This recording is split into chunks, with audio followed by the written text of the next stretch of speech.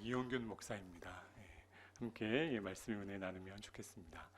저에게는 딸이 셋 있는데요. 어느 날 아침에 아내가 그 두 딸을 학교에 보내고 소파에 몸을 기댄 채 눈을 감고 쉬고 있었습니다. 저는 아내 옆자리에 앉아서 그녀의 볼에 입을 맞추었습니다. 그러자 공주 이야기에 한참 빠져 있던 저희 막내가 저의 이런 모습을 지켜보면서 이렇게 말했습니다. 이렇게 이야기했습니다. 분명히 공주님, 왕자님이 뽀뽀했으니까 눈을 떠야죠. 그런데 정말 놀랍게도 이 공주님은 눈을 뜨지 않았습니다. 그녀는 단지 매우 건조하고 단호한 목소리로 이렇게 크게 외쳤습니다. 나의 왕자님이 아닌가 봐요. 여러분도 공주님의 이야기를 잘 아시리라 생각합니다. 가장 유명한 공주님 두 분을 꼽자면 누가 있을까요? 예, 감사합니다. 이 공주계의 레전드는 백설공주 그리고 또 신데렐라 공주님일 것 같습니다. 그런데 만약 여러분들이 이 공주님들을 생각하시면서 이렇게 생각한다면 저는 좀 불편할 것 같습니다. 이 백설공주가 사과를 먹는 이 장면을 보고 그렇지, 음식은 아무나 주는 걸 먹으면 안 돼. 음식은 엄마가 주는 것만 먹어야 돼. 또 신데렐라 공주님이 밤 12시가 되면서 허겁지겁 이 파티장을 빠져나오는 모습을 보고 시간 관리는 너무 중요한 거야. 시간 관리를 잘해야 돼. 이렇게 생각하신다면 저는 좀 불편할 것 같습니다. 여러분, 이 본문의 이야기를 보시면서 어떤 생각이 드셨을지 모르겠습니다. 이 다윗과 밧세바의 이야기를 보시면서 혹시 이렇게 생각하시는 분 계실지 모르겠습니다. 역시 불륜은 정말 나쁜 죄악이야. 그런데 어차피 나는 이 불륜을 저지를 시간도 없고 돈도 없고 용기도 없고 무엇보다 난 나의 배우자를 너무 사랑하고 그를 너무 두려워하니까 난 괜찮아. 이렇게 생각하시는 분 축복합니다. 또 이렇게 또 생각하시는 분 계실지 모르겠습니다. 세상에 믿을 만한 사람이 하나도 없네. 나는 지금부터 진실로 나의 배우자를 의심하고 또 의심해야지. 이렇게 생각하는 분 사랑합니다. 이 시간 정말 과연 이 오늘의 이야기가 이러한 이야기를 우리에게 하고 있는지 말씀의 의미를 살피고 깨달으면서 주님의 음성을 듣는 저와 여러분의 시간이 되시기를 바랍니다. 본문의 사건이 일어날 당시에 이스라엘은 암몬과 전쟁 중이었습니다. 계속된 이 전투 가운데에 이스라엘은 승리했고 이제 마지막 싸움만 남아 있습니다. 암몬의 수도 라빠만 정복하면 끝나는 전쟁입니다. 암몬은 오늘날의 요르단이고 라빠는 요르단의 수도 암만입니다. 라빠는 높은 지대에 만들어진 성이어서 이 성을 공략하기가 어려웠습니다. 곧 끝날 것 같았던 전쟁이었지만 추운 겨울이 되었고 이스라엘과 암몬은 암묵적으로 전쟁 휴전에 합의했습니다. 오늘의 이야기는 봄이 찾아와서 전쟁이 다시 시작되는 즈음에 일어난 사건입니다. 오늘 말씀 1절을 보면 이렇게 이야기합니다. 요압과 부하들과 온 이스라엘 군대가 전쟁에 출전했다. 마치 예루살렘 성이 텅 빈 것 같습니다. 전쟁을 이끌었던 요압과 또 그의 부하들과 이스라엘 군대가 예루살렘을 다 빠져나가고 다윗만이 자유롭고 은밀하게 무엇이든지 할 수 있을 것 같은 그러한 분위기를 묘사하고 있습니다. 자유 시간을 누리던 다윗이 목욕하는 아름다운 여인을 봅니다. 그리고 사람을 보내서 그 여인이 누구인지 알아보게 합니다. 우리가 말씀을 살핀 것처럼 이 여인은 엘리암의 딸이고 햇사람 우리아의 아내였습니다. 고대 시대의 여성은 결혼 전에는 아비의 소유였고 결혼 후에는 남편에 속한 사람이었습니다. 그래서 성경은 이 밧세바의 아버지와 남편 모두가 다윗의 신실한 장군이었다는 사실을 우리에게 밝히고 있습니다. 그러면서 만약 다윗이 사람이라면 그 여인을 절대로 품어서는 안 될 사람이었다, 처음부터 이야기하고 있는 것이죠. 그러나 다윗에게 그녀의 아버지가 누구인지 남편이 누구인지는 중요하지 않았고 밧세바를 불러다가 하룻밤을 보냅니다. 다윗은 매우 적극적이고 공격적으로 자신의 욕망을 채워갔습니다. 얼마 후에 밧세바는 다윗에게 두 마디의 소식을 전합니다. 성경에서 등장하는 유일한 밧세바의 육성입니다. 단 두 마디, 내가 임신했습니다. 밧세바가 전한 이 두 마디의 음성을 들은 다윗은 영혼이 파괴되었습니다. 다윗은 어떻게든 이 상황을 덮기 위해서 군 사령관 요압에게 도움을 요청합니다. 요압은 언제나 자신의 손에 피를 묻혀가면서 다윗의 뒷일을 봐주었던 사람입니다. 요압에게 사람을 보내서 우리아를 본국에 소환합니다. 다윗은 그렇게 생각했던 것이죠. 어떻게든 이 우리아가 집으로 돌아와서 밧세바와 하룻밤만 보낸다면 이 모든 상황은 마무리된다 생각했습니다. 여러분, 말씀 11장 7절을 보면 다윗과 우리아의 대화의 장면이 기록되어 있습니다. 다윗이 우리아에게 요압과 군사의 안부를 묻고 싸움터의 형편을 묻습니다. 여기서 사용되는 단어 안부와 형편이 히브리어로 샬롬입니다. 샬롬. 평화가 깨어지기 쉬운 전쟁터는 평화로웠습니다. 하지만 평화가 유지되어야 할 왕궁과 장수의 집에는 평화가 깨어져 있습니다. 이 사실을 전혀 몰랐던 우리아는 다윗과의 대화를 통해서 다윗은 평화를 추구하는 샬롬의 왕이다라고 생각했을 것입니다. 자신과 아내를 집어삼키는 괴물이라는 사실을 전혀 생각할 수 없었습니다. 저는 샬롬을 외쳤던 이 다윗의 모습을 보면서 여러 가지의 생각이 들었습니다. 들판에서 양과 염소를 치며 샬롬을 누렸던 다윗이, 사울의 이 살해 협박에서도 샬롬을 누렸던 다윗이, 골리앗 앞에서도 샬롬을 유지했던 다윗이, 그동안 수많은 사건과 사고 앞에서 샬롬을 누렸던, 평화를 누렸던 다윗이 어떻게 이렇게 스스로 평화를 깨뜨리고 이렇게 심각한 죄를 꾸미는 사람이 되었는가?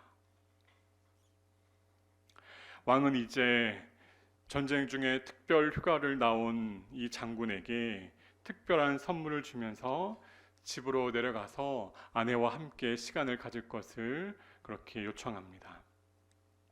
8절에서 10절에 보면 내려가다라고 하는 동사가 4번이나 사용되고 있습니다. 다윗은 어떻게든 이 우리아가 집으로 내려가서 아내와 함께 하기를, 하룻밤 보내기를 간절히 원했습니다. 그런데 우리아는 다윗이 그토록 간절히 원하는 그 단 하나의 일을 절대로 하지 않습니다. 다윗은 급기야 우리아를 술에 취하게 만들어서 집으로 보내려고 합니다. 그러나 우리아는 오히려 자신이 그렇게 안락한 쉼을 취할 수 없는 이유를 설명할 뿐입니다. 우리의 마음속에 그런 생각이 있었습니다. 이 전쟁 중에 언약궤가 전쟁 가운데 나가 있는 이 시국 속에 율법에서 정한 그 말씀을 지키고 싶었던 것이죠. 율법을 보면 전쟁 중에 이 군사들이 성관계를 갖지 말아야 한다라고 하는 이러한 말씀이 있습니다. 그리고 또 우리아가 생각하기에 지금 자신의 동료들이 전쟁터에서 얼마나 고생하는지 잘 알기에 자신만 안락한 집에서 즐거운 쉼을 가질 수 없었던 것입니다. 우리아가 하늘의 말씀을 따르고 땅의 동역자들을 따르는 대가는 너무 컸습니다. 결국 우리가 아는 것처럼 다윗은 우리아를 죽이기로 결정합니다. 다윗은 우리아의 사형 선고문을 작성해서 우리아의 손에 들려서 다시금 전쟁터로 보냅니다. 다윗은 요압에게 이렇게 지시합니다. 가장 위험한 작전에 우리아를 가장 앞세운 채 나머지 군사를 뒤로 후퇴시켜라. 요압은 다윗의 이 말이 무슨 말인지 잘 알았기에 결국 우리아는 전사하게 됩니다. 우리아가 죽었다는 소식을 들었을 때 밧세바는 슬피 웁니다. 자신의 신세가 한탄스러웠고 남편이 너무 불쌍하고 미안했기에 밧세바는 그저 웁니다. 자신의 상황을 누구에게도 말할 수 없어서 그냥 그저 그 눈물만 흘렸습니다. 장례가 끝나고 이제 다윗은 완전 범죄의 마지막 포즈를 맞춥니다. 남편을 잃은 사회적 약자, 이 밧세바를 자신의 아내로 맞이합니다. 선왕의 탈을 쓰는 것이죠. 그리고 아이를 낳습니다. 이 막장 드라마가 이렇게 완전 범죄로 선왕 다윗을 부각하는 그 이야기로 끝날 즈음에 하나님이 등장합니다. 11장 27절에 보면 이렇게 기록되어 있습니다. 다윗이 행한 그 일이 여호와 보시기에 악하였더라. 이 구절이 11장과 12장 다윗과 밧세바의 이 이야기의 중심 구절이 되고 핵심 구절이 됩니다. 하나님은 선지자 나단을 다윗에게 보내십니다. 나단은 두렵고 떨리는 마음으로 하나의 이야기를 시작합니다. 한 마을에 두 사람이 살고 있었습니다. 여러 가축을 키우는 부자와 딸처럼 여기는 암양 딱 한 마리를 키우는 가난한 사람이 살고 있었습니다. 그런데 어느 날 이 부자가 손님을 섬기기 위해서 양을 잡아야 했고, 이 부자는 자신의 힘을 이용해서 가난한 자의 그 암양 딱 한 마리를 잡아다가 손님을 대접했다라고 말합니다. 이 이야기를 들은 다윗은 나단의 이야기가 끝나기 무섭게 그 부자를 죽여야 한다라고 분노의 감정을 실어서 개인적 판단을 내립니다. 이어서 율법적인 판단과 함께 부자는 가난한 자에게 양 4마리를 배상해야 한다라고 말합니다. 그 말을 들은 나단은 다시금 다윗의 영혼이 파괴되는 2마디를 선포합니다. 당신이 그 사람입니다. 선지자는 이어서 이제부터 이 다윗과 이 집안에 일어날 저주를 선포합니다. 다윗은 하나님께 죄의 용서함을 받겠지만 다윗과 가족들은 얼마 후부터 죽음을 소망할 만큼 큰 고통을 당하게 됩니다. 시간이 지나고 나단의 예언처럼 밧세바에게 태어난 아이는 일주일 만에 사망합니다. 첫째 아들이 죽고 하나님은 밧세바에게 샬롬의 아들 솔로몬을 허락하십니다. 이 막장 드라마는 하나님이 솔로몬을 사랑하신다는 말씀과 함께 이스라엘이 이 암몬 전쟁에서 큰 승리를 거두는 장면으로 끝이 납니다. 저는 이 다윗과 밧세바의 이 2장의 이야기를 묵상하면서 밧세바가 너무나 안쓰럽고 너무나 불쌍했습니다. 밧세바의 가슴에 맺힌 한을 보았습니다. 밧세바가 다윗의 침실로 끌려갔을 때에, 임신을 확인했을 때에, 다윗에게 임신했다고 말했을 때에, 우리아가 전쟁 중에 예루살렘으로 돌아왔을 때에, 우리아가 예루살렘에서 전쟁터로 다시 돌아갔을 때에, 우리아가 죽었다는 소식을 들었을 때에, 태어난 아이가 죽어갈 때에 밧세바는 이렇게 외쳤을 것 같습니다. 하나님은 어디에서 무엇하십니까? 하나님 왜 저를 버리십니까? 사실 밧세바는 다윗에게 짓밟히던 그날 저녁, 밧세바는 정말로 죽고 싶었을 것입니다. 우리아가 죽었다는 소식을 들었던 그날, 밧세바는 정말로 죽고 싶었을 것입니다.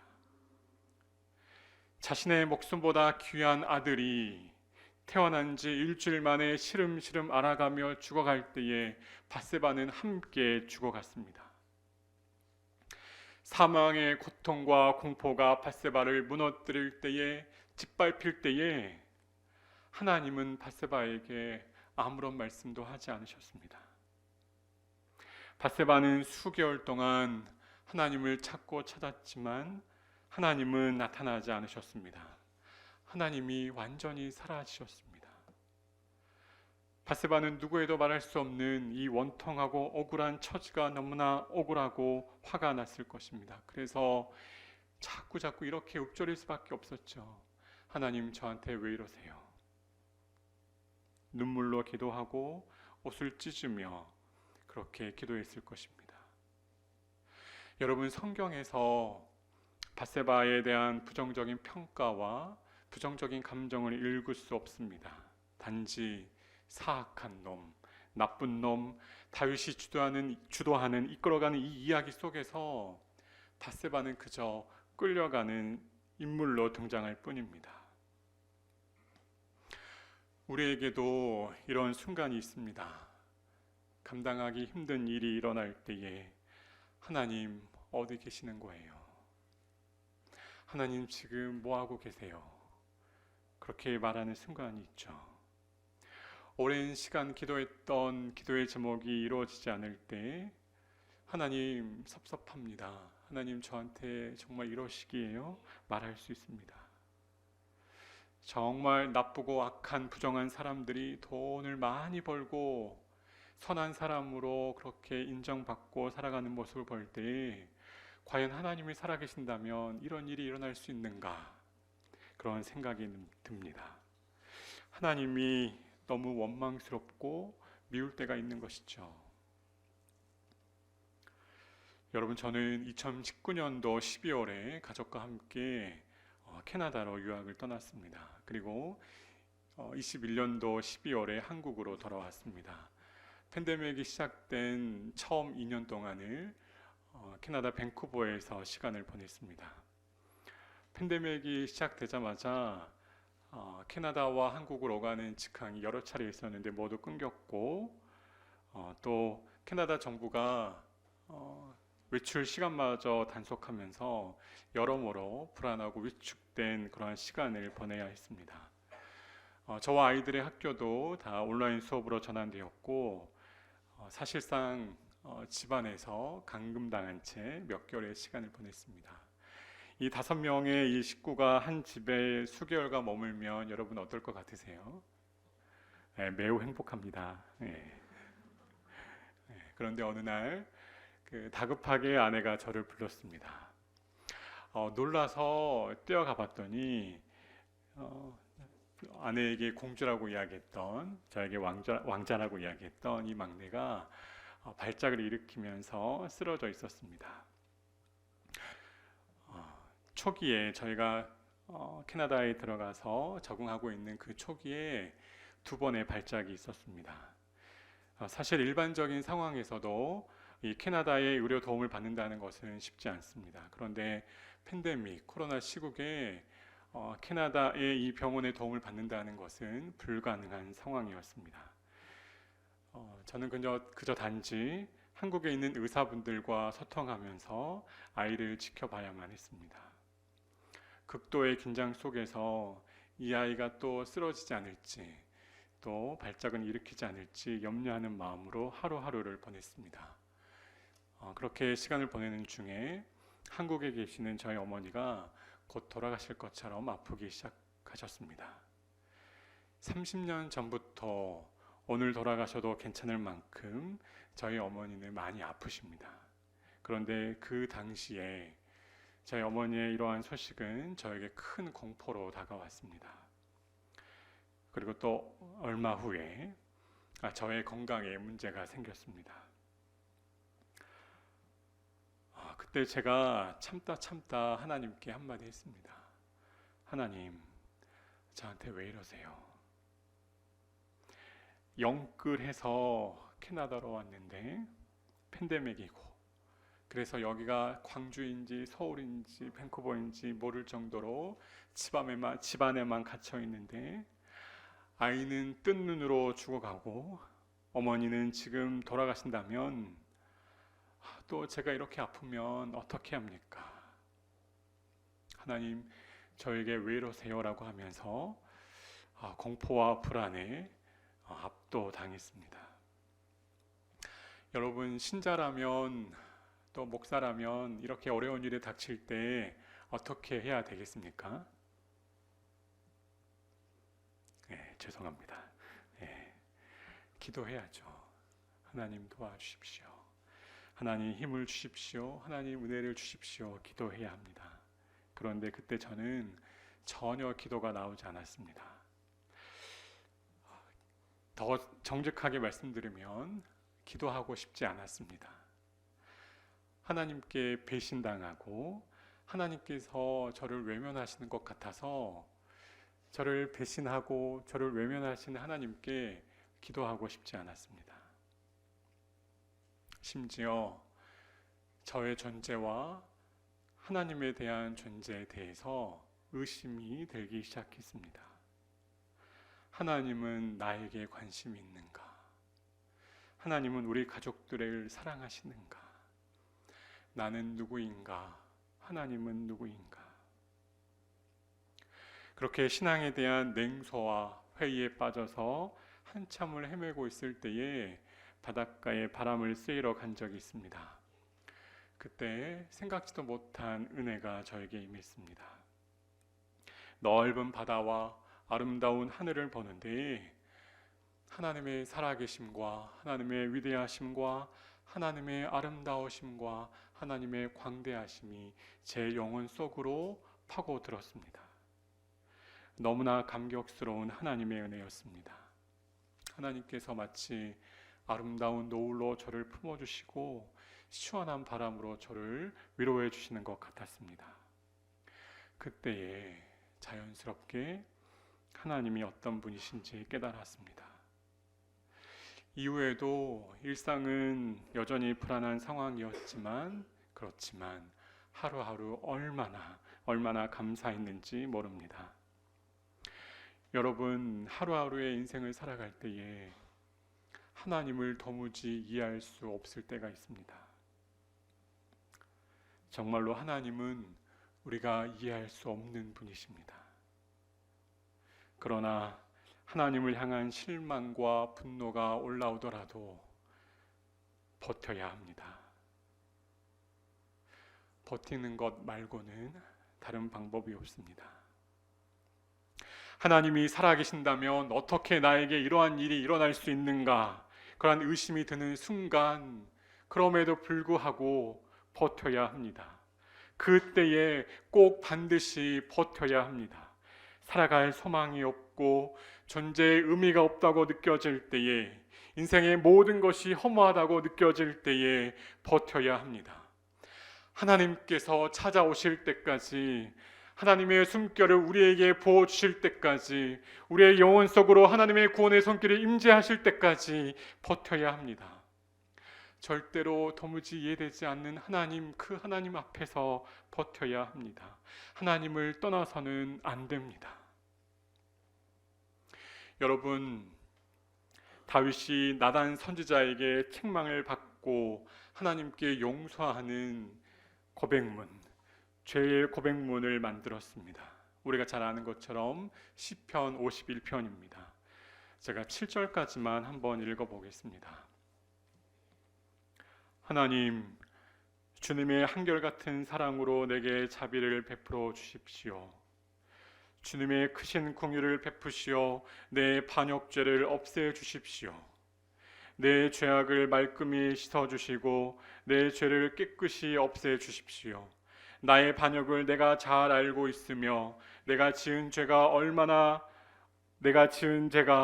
언제나 나를 고발합니다. 오직 주님께만 나는 죄를 지었습니다. 주님의 눈앞에서 내가 악한 짓을 저질렀으니 주님의 판결은 옳으시며 주님의 심판은 정당하십니다. 실로 나는 죄 중에 태어났고 어머니의 태 속에 있을 때부터 죄인이었습니다. 마음속에 진실을 기뻐하시는 주님, 제 마음 깊은 곳에 주님의 지혜를 가르쳐 주셨습니다. 우슬초로 나를 정결케 해 주십시오. 내가 깨끗하게 될 것입니다. 나를 씻어 주십시오. 내가 눈보다 더 희게 될 것입니다. 다윗은 하나님께 눈물로 기도하며 옷을 찢으며 기도했습니다. 하나님께 간절히 용서를 구했던 다윗은 분명히 밧세바에게도 용서를 구했을 것입니다. 가해자가 피해자에게 용서를 구하고 하나님께 죄 사함을 얻는 것이 기독교가 이야기하는 바른 용서의 개념입니다. 하나님에 대한 감각이 살아난 다윗은 밧세바에게 용서를 구하고 하나님께 은혜를 구했을 것입니다. 밧세바는 다윗이 용서를 구하고 다윗과 함께 하나님께 은혜를 구하는 이 과정에 동참하면서 하나님의 음성을 들었을 것입니다. 하나님은 분명히 밧세바에게 이렇게 말씀하셨을 것 같습니다. 밧세바야, 내가 너를 사랑한다. 내가 너를 잘 안다.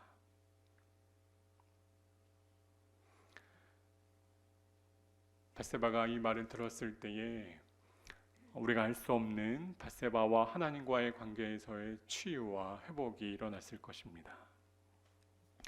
계속해서 말씀을 살피겠습니다.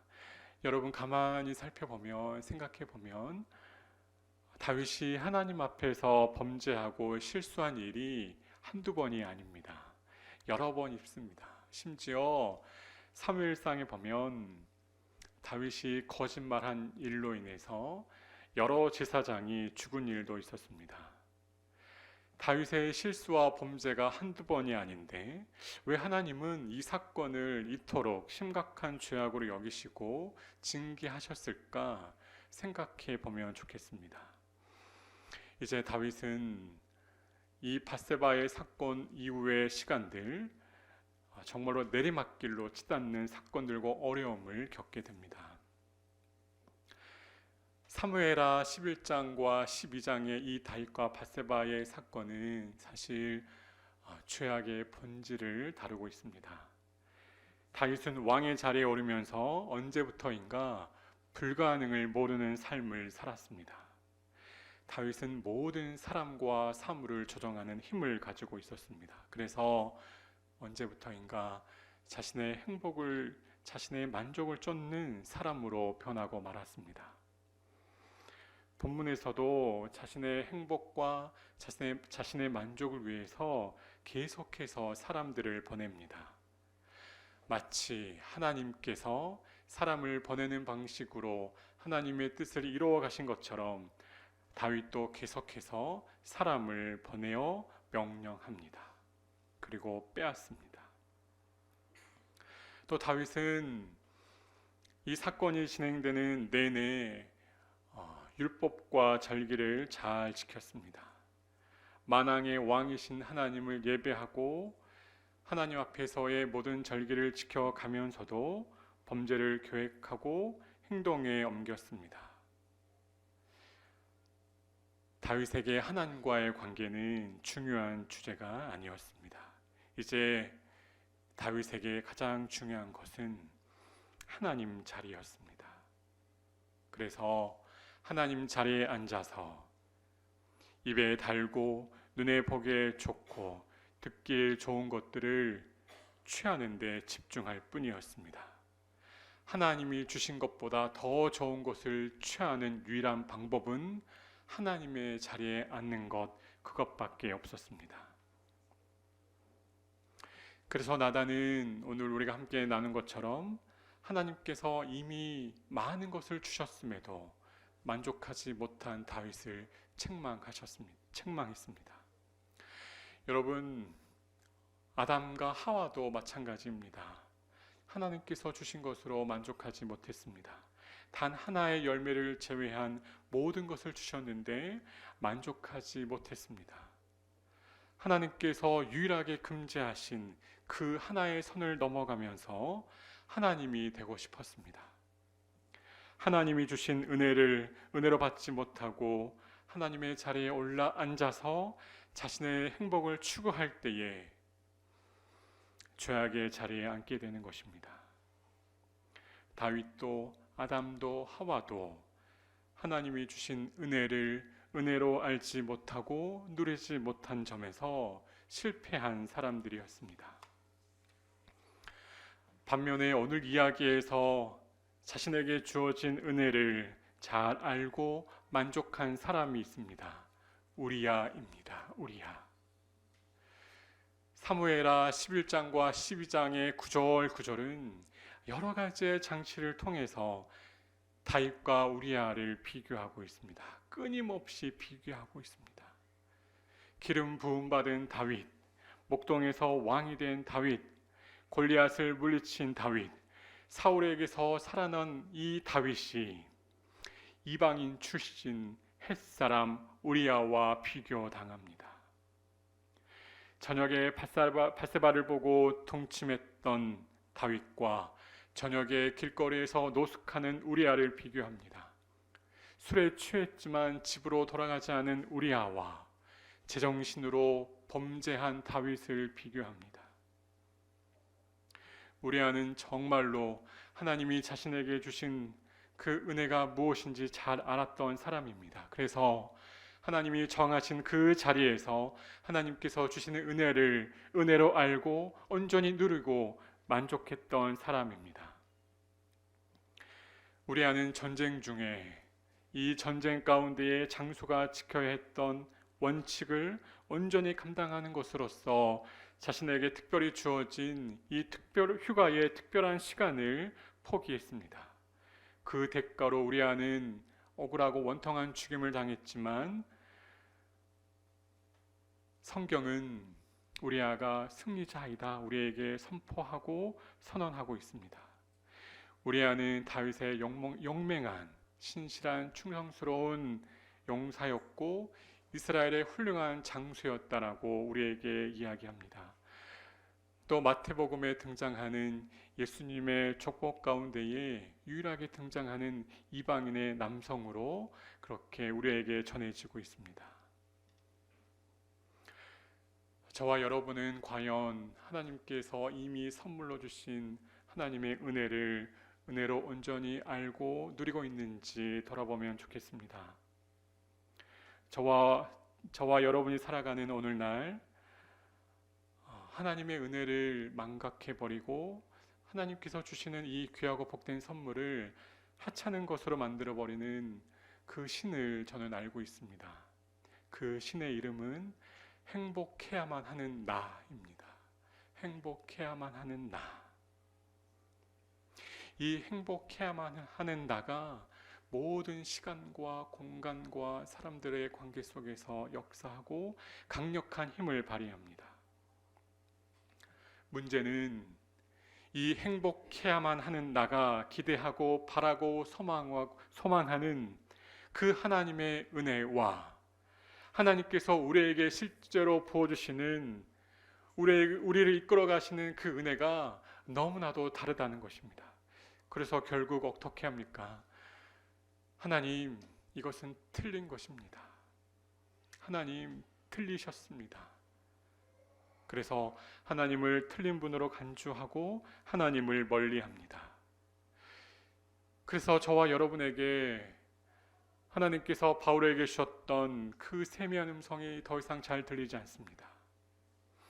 나의 은혜가 너에게 족하다. 내 능력은 약한 데서 완전하게 된다. 말씀하셨던 그 하늘의 음성이 더 이상 들리지 않는 것이죠. 성도 여러분, 하나님이 정하신 자리에서 행복해야만 하는 나를 부정하고 하나님으로 충분히 만족하고 하나님이 주시는 은혜와 가짜 은혜를 분별하시면서 하나님으로 충분한 저와 여러분이 되시면 좋겠습니다. 저는 이 다윗과 밧세바의 사건을 계속해서 살피면서 결정적인 순간에 계속해서 하나님이 등장하시지 않는 것이 계속 내내 아쉬웠습니다. 그런데 아무런 죄가 없는 아무런 죄가 없는 이 아이를 태어나자마자 죽게 하시고 솔로몬을 주시면서 이 아이는 내가 사랑하는 아이다라고 말씀하시는 장면을 볼 때에 정말 충격적이었습니다.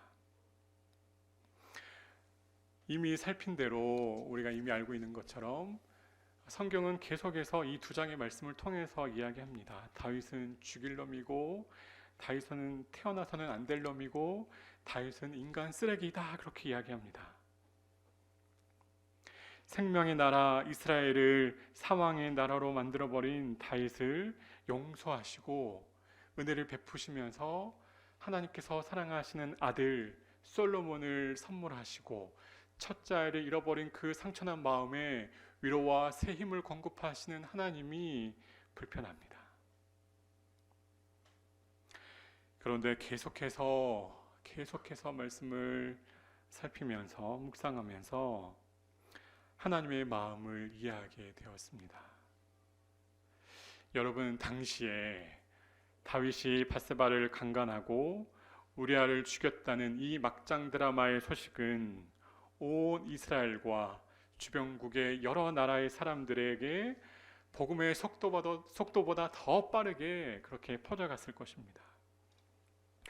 여러분, 다윗의 이 범죄의 소식을 들었을 때에 누가 가장 기뻐했을 것 같습니까? 다윗이 이렇게 타락하고 강간의 이 살인죄를 저질렀다라고 하는 소식을 들었을 때에 누가 가장 기뻐하고 환영했을까요?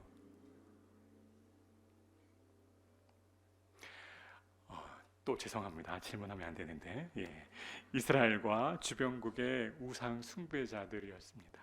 또 이스라엘 안에 머무는 또 주변국에서 살았던 범죄자들입니다. 강간, 살인, 폭력, 사기를 저질렀던 사람들. 다윗과 내가 무엇이 다른가? 알고 보니, 이제 보니 이 다윗은 사울보다 더 나쁜 놈 아닌가? 욕하고 비난했을 것입니다. 그리고 온갖 우상을 숭배했던 우상 숭배자들 이렇게 생각했겠죠. 여호와 유일 신앙을 고백하는 자의 실체가 이런 것이다. 여호와께 기도하고 그 하나님을 찬양하고 절기를 지키는 그 다윗도 간음과 살인을 저질렀으니 여호와의 신앙이란 것이 얼마나 하찮고 얼마나 가벼운 것인가? 이렇게 조롱하고 비웃었을 것입니다. 이스라엘 신앙 공동체도 이스라엘도 난리가 났을 것입니다. 큰 위기에 빠졌습니다. 왕의 타락으로 백성들은 혼란과 혼돈에 빠지게 되었습니다. 정말로 고작 이것뿐인가? 사울에게서 상처받은 이스라엘 백성들, 하나님께서 세우신 왕이 이 모양이라면, 우리의 여호와의 신앙이라는 것이 이런 것이라면 우리가 어떻게 살아야 하는가? 다윗의 타락으로 인해서 이스라엘은 큰 상실감에 빠졌습니다. 사람들의 이러한 반응은 정말로 당연한 것입니다. 이러한 상황 가운데에 우상 숭배자들이 조롱하고 비난하고 이스라엘의 큰 상처와 상실감에 빠져서 혼란 가운데에 그렇게 힘들어할 때에 하나님은 나서실 수밖에 없었습니다. 하나님은 여전히 자기 자녀를 사랑하시지만 죄를 미워하시고 저주하시는 모습을 보이셔야만 했습니다. 아브라함과 이삭과 야곱과 다윗과 맺으신 그 언약을 신실히 홀로 지켜나가시는 그 하나님의 모습을 보일 뿐 아니라 죄악을 저주하시고 미워하시는 심판하시는 하나님이라는 사실을 스스로 증명해 보이셔야만 했습니다. 성도 여러분, 하나님은 다윗이 만군의 여호와의 이름으로 골리앗을 물리칠 때에만 비로소 하나님 되시는 분이 아니십니다. 절대로 다윗의 어떠함이 하나님을 결정하는 것이 아닙니다. 하나님은 다윗을 징계하시고 심판하시면서 또한 자비를 베푸시고 사랑을 베푸시면서 다윗을 비난하는 모든 사람들에게 당당히 말씀하셨습니다. 나는 스스로 있는 자이다. 나는 언약의 하나님이다. 나는 죄악을 저주하고 용서를 구하는 이에게 평화를 선물하는 여호와이다. 그렇게 스스로 선포하셨습니다. 여러분, 이것이 사무엘하 11장 12장 다윗과 밧세바 사건이 우리에게 선포하는 복음입니다. 정말로 하나님은 다윗을 용서하지 않으셔도 되었습니다. 다윗의 죄값을 치르시고 또 다른 의인을 세우셔서 하나님 나라의 이야기를 써 내려가셔도 괜찮았습니다. 그러나 하나님은 용서를 구하는 자녀에게 평화를 주셨습니다. 저는 다윗을 용서하신 하나님이 정말로 고맙기 시작했습니다. 온 몸과 마음을 다해서 하나님의 은혜를 구하는 사람에게 생명과 평안을 주시는 그 하나님이 참 고맙습니다. 진노 중에 상한 갈대를 꺾지 않으시는 그 하나님이 여전히 우리의 하나님이시기에 참 다행입니다. 성도 여러분, 저와 여러분의 신앙의 고백과 선포가 별다른 힘이 되지 않을 때가 많이 있습니다. 우리가 믿는 신앙을 입술로 고백하고 선언하고 하나님을 노래하지만 무너지고 또 무너집니다. 심지어 불신자들이, 세상의 많은 사람들이 우리의 여호와 신앙의 고백을 판단하면서 당신들이 믿는 그 하나님과 우리가 믿는 신과의 차이점이 무엇인지 물으며 도전하는 시대에 살고 있습니다. 우리의 악함과 우리의 약함으로 하나님을 벌낯이 없는 이 순간에도 세상 사람들에게 당당히 말할 수 있는 하나님을 믿는 그 증명의 열매가 없는 그 순간에도 그저 겸손히 하나님께 나아가야 합니다. 여러분, 정말로 하나님은 스스로 영광을 취하는 분이십니다. 겸손하고 진실되게 하나님께 은혜를 구하시는 저와 여러분이 되어야 합니다.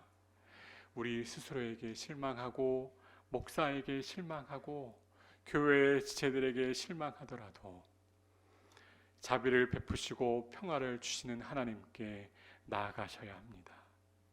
그 어떤 것도 하나님의 하나님 되심을 훼손할 수 없습니다. 이제 설교를 마치고자 합니다. 사랑하는 여러분, 세상이 우리를 배신하고 우리를 저주하더라도 하나님을 인내하면서 하나님을 기다리시기 바랍니다.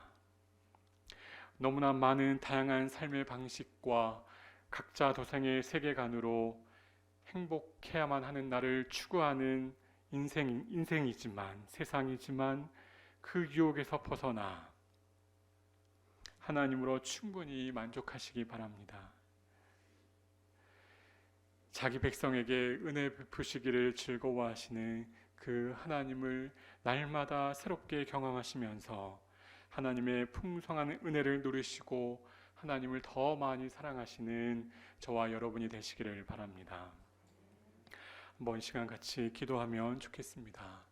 이 시간 기도하실 때에 하나님, 우리에게 찾아와 주십시오. 우리를 살려 주십시오. 우리에게 은혜를 내려 주십시오. 이 시간 함께 기도하시면 좋겠습니다. 기도하겠습니다.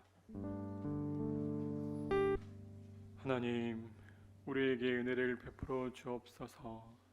하나님을 더 잘 알게 하시고 하나님을 더 사랑하게 하시고 하나님의 은혜로 만족하며 감격하며 감동하며 환희하며 하나님께 나아가는 우리의 일상의 모든 순간들 되게 하여 주옵소서. 예수님의 이름으로 기도합니다.